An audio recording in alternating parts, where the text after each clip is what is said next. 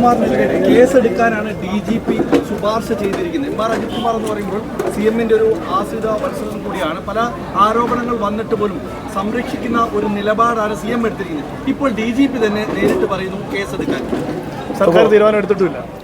അല്ല, എനിക്ക് ഈ സർക്കാർ എന്ത് ചെയ്യുന്നു, എപ്പോൾ ചെയ്യുന്നു, അതിലെല്ലാം എനിക്ക് പെടാനൊരു ആഗ്രഹമില്ല.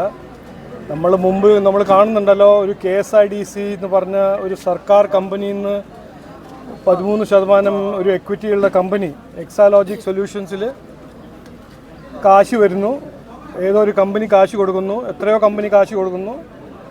അതിൻ്റെ ഇൻവെസ്റ്റിഗേഷൻ ഒന്നും ആരും നടക്കുന്നില്ലല്ലോ. അപ്പോൾ നോക്കൂ, എനിക്ക് പറയാനുള്ളത്, ഈ കഴിഞ്ഞ 10 കൊല്ലം CPM കോൺഗ്രസിൻ്റെ അഴിമതി പഠിച്ച് കോൺഗ്രസിനെക്കാട്ട് മുമ്പോട്ട് പോകുന്ന ഒരു ചിത്രമാണ് നമ്മൾ കാണുന്നത്. അതിപ്പോൾ ഇതിൽ ഈ പോലീസ് ഓഫീസർ എന്താണ് ഇൻവോൾവ്മെൻറ്റ്? 2 ദിവസം മുമ്പേ കണ്ടല്ലോ, ഒരു ചീഫ് സെക്രട്ടറി, പ്രിൻസിപ്പൽ സെക്രട്ടറി EDൻ്റെ കേസിൽ വരുന്നു. ഗോൾഡ് സ്മഗ്ലിങ്ങിനെ പറ്റി കേട്ടിട്ടുണ്ട്. അതും ചീഫ് മിനിസ്റ്ററിൻ്റെ ഓഫീസ് ഒരു കണക്റ്റഡ് ഒരു സീനിയർ ഓഫീഷ്യലായിരുന്നു. അപ്പോൾ ഈ നാട്ടിൽ എന്ത് നടക്കുന്നു, ആരാ ചെയ്യുന്നു, എന്ത് ചെയ്യുന്നു എന്ന് എനിക്ക് ഇതുവരെ പിടികിട്ടിട്ടില്ല. ഞാൻ പേപ്പറും TV-യും കാണുന്ന ആളാണ്. ജനങ്ങളിങ്ങനെ TV-യും കാണുന്നുണ്ട്, പേപ്പറും വായിക്കുന്നുണ്ട്. അവർക്ക് എല്ലാവർക്കും ഒരു ഭയങ്കര കൺഫ്യൂഷനാണ്. ഈ 10 കൊല്ലം ജനങ്ങൾ വിശ്വസിച്ചിട്ടൊരു മാൻഡേറ്റ് കൊടുക്കുമ്പോൾ ഇവിടെ തൊഴിലില്ല, നിക്ഷേപമില്ല, ഇൻവെസ്റ്റ്മെൻ്റ് ഇല്ല. ഇവിടെ നടക്കുന്നതെല്ലാം ആശാ വർക്കേഴ്സിൻ്റെ സമരം, KSRTC-ക്ക് ശമ്പളം കിട്ടുന്നില്ല, CPO എക്സാം പാസ്സായി അവർക്ക് തൊഴിൽ കിട്ടുന്നില്ല.